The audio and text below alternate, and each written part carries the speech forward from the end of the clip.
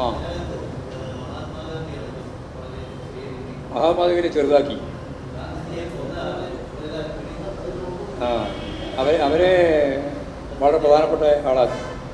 മാത്രമല്ല തോക്ക് നേരെ തലയിൽ വെച്ചു കൊടുത്തു. ഇതൊക്കെയാണ് ജനം ടി വി അല്ല ജനമല്ല ടി വി. അവർ ഗാന്ധിയെ ചെറുതാക്കണം, ഗാന്ധിയെ തലക്ക് വെടിവെച്ച് കൊല്ലുന്ന ഇന്നത്തെയും ഒരവസ്ഥ, അവരുടെ മാനസികാവസ്ഥ അതാണ്.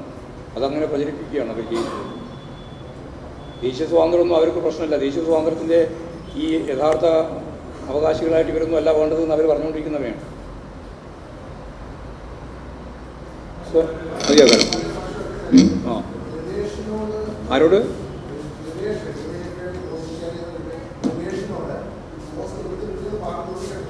ഇല്ല, അതെല്ലാം ചോദിക്കേണ്ടതെന്ന് ചോദിക്കും. ഭയങ്കര വിഷമിക്കുന്നത് ആരോടൊക്കെയാണോ ചോദിക്കേണ്ടത് അതൊക്കെ ചോദിക്കാം. പക്ഷേ അതെല്ലാം കൃത്യമായിട്ട് അതിൻ്റെ വിവരങ്ങൾ വരട്ടെ. ഇതിൻ്റെ ഒറിജിൻ എവിടെ നിന്നാണ് ഇതൊന്ന് കൃത്യമായിട്ട് വരട്ടെ. വന്നതിന് ശേഷം ഇതൊക്കെ അതിൻ്റെ വഴിയെല്ലാം നമ്മൾ അന്വേഷിക്കാം. ഇപ്പോൾ ലതികേൻ്റെ കാര്യം ഞങ്ങൾ ഇപ്പോൾ അന്വേഷിച്ചില്ല, അതുപോലെ ഇതെല്ലാം അന്വേഷിക്കാം. ആര്? അതെ അതെ, അത് നോക്കട്ടെ, അത് നോക്കിയാലേ മനസ്സിലാവുള്ളൂ. ആ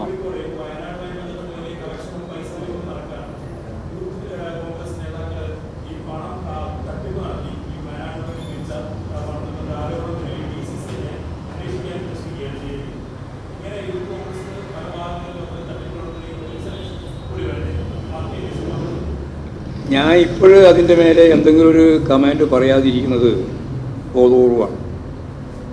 കാരണം ചരിത്രത്തിലില്ലാത്ത രീതിയിൽ എല്ലാവരും ചേർന്നു, കക്ഷി രാഷ്ട്രീയത്തിനതീതമായി എല്ലാവരും ചേർന്ന് ഒരു ദുരിതാശ്വാസ പ്രവർത്തനം നടത്തിക്കൊണ്ടിരിക്കുകയാണ് വയനാടുമായി ബന്ധപ്പെട്ടുകൊണ്ടുള്ള സംഭവത്തിൻ്റെ പിന്നിൽ. ഞങ്ങളതിലെടുത്തൊരു നിലപാടുണ്ട്. പൈസ നമ്മുടെ ഘടകങ്ങളൊന്നും പിരിക്കേണ്ടിയില്ല.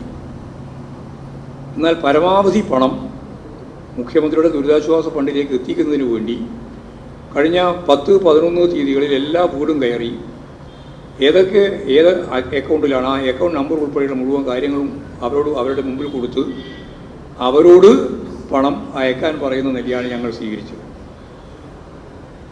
എന്നാൽ ചിലർ നല്ല രീതിയിലുള്ള പണം സ്വരൂപിച്ചിട്ടുണ്ട്.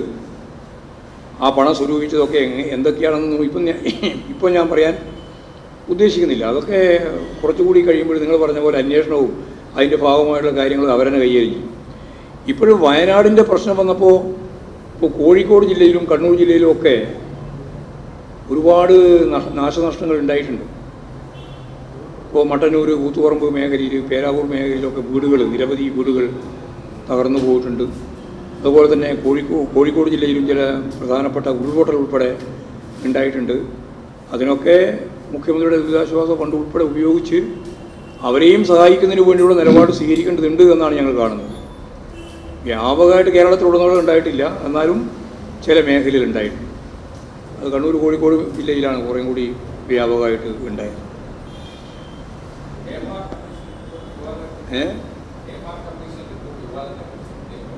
ഇത്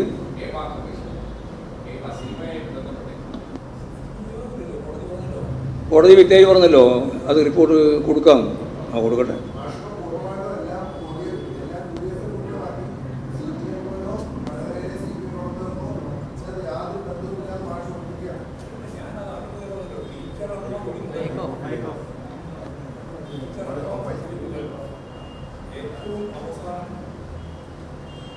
ഞാനിവിടെ ഓരോന്ന് പറഞ്ഞല്ലോ, നിങ്ങളുടെ മുമ്പിലല്ലേ പറഞ്ഞത്. ആ പറഞ്ഞത് ഉൾപ്പെടെയുള്ള അറസ്റ്റ് ചെയ്യപ്പെട്ടവർ ഉൾപ്പെടെയുള്ള എല്ലാറ്റിൻ്റെയും പിന്നിൽ UDF ആണ്, അല്ലെങ്കിൽ അതിൻ്റെ ഒപ്പം BJPയുമാണ്. ഞങ്ങളെ സംബന്ധിച്ചിടത്തോളം 25-ാം തീയതി ഉച്ചയ്ക്ക് ശേഷമുള്ള കാര്യമാണ് നിങ്ങളിപ്പോൾ ആരോപിക്കാൻ ശ്രമിക്കുന്നത്. അതിൽ കാര്യമില്ല എന്നാണ് ഞാൻ പറഞ്ഞു വന്നത്. ഇതിൻ്റെ എല്ലാം തുടർച്ചയായിട്ട് വന്ന ഒരു കാര്യം തന്നെയാണത്. അതിൻ്റെ ഒറിജിനൽ കണ്ടെത്തി ആവശ്യമായ നിലപാട് നമുക്ക് വിശദീകരിക്കുകയും ചെയ്യാം, പറയുകയും ചെയ്യാം. ആ ഇല്ലില്ല, ചോദിച്ചിട്ടില്ല, ഞങ്ങളത് ചോദിക്കുന്നു. ഇത് ഞാനങ്ങനെ പാടില്ല. ഇതേവരെ ഞാൻ പറഞ്ഞതിൽ അതൊന്നും അങ്ങനെയല്ല. പാർട്ടിക്ക് ബന്ധമില്ല എന്നാണ് പറഞ്ഞത്. നിങ്ങൾ എല്ലാ പദവും ഒരേപോലെ കാണണ്ട. അതാ പ്രശ്നം. നിങ്ങൾ ഇപ്പോൾ ഞാൻ പറയുന്നില്ല, ഞാൻ പാർട്ടിക്കാരാ നിങ്ങൾ നേരത്തെ പറഞ്ഞു. നിങ്ങൾ കുറേ ആളെ പാർട്ടിക്കാരാക്കിയിട്ടുണ്ട്. അതിൽ ഒരു പ്രധാനപ്പെട്ട പാർട്ടിക്കാരനാണ് ഈ പോരാളി ഷാജി. എനിക്കെന്നെ അറിയില്ല ഈ ഷാജി അങ്ങനെ ഒരു ഷാജി ഉണ്ടോ പോരാളിയുണ്ടോ എന്ന് ആർക്കറിയാം. ഇവരെല്ലാം നിരന്തരമായിട്ട് പാർട്ടിയുടെ ഭാഗത്തേക്ക് കാട്ടി അടിച്ചു കൊണ്ടുവരികയാണ്. ഇവരെല്ലാം എന്ത് പാർട്ടി ബന്ധമില്ല എന്ന് കൃത്യമായിട്ട് എം പി ജയരാജൻ തന്നെ വ്യക്തമാക്കിയിട്ടുണ്ട്. ഞങ്ങൾക്ക് ഇവരൊന്നായിട്ട് യാതൊരു ബന്ധമുള്ളവരല്ല. അതുകൊണ്ട് ഏതെങ്കിലും ഒരു പേര് ചൂണ്ടിക്കാണിച്ചിട്ട് ഈ പേരിൻ്റെ ആളാണ് ഇതിൻ്റെ എല്ലാം കുഴപ്പത്തിന് ഉത്തരവാദി എന്ന് പറയാൻ സാധിക്കില്ല. ഒറിജിനൽ കണ്ടുപിടിച്ചിട്ട് അതിന് ശേഷം ആവശ്യമാണെങ്കിൽ ഞങ്ങൾ പരിശോധിക്കാം. അതിന് ഞങ്ങൾക്ക് ഒരു വിട്ടുപിടിച്ച് ചെയ്യുന്ന പ്രശ്നമില്ല.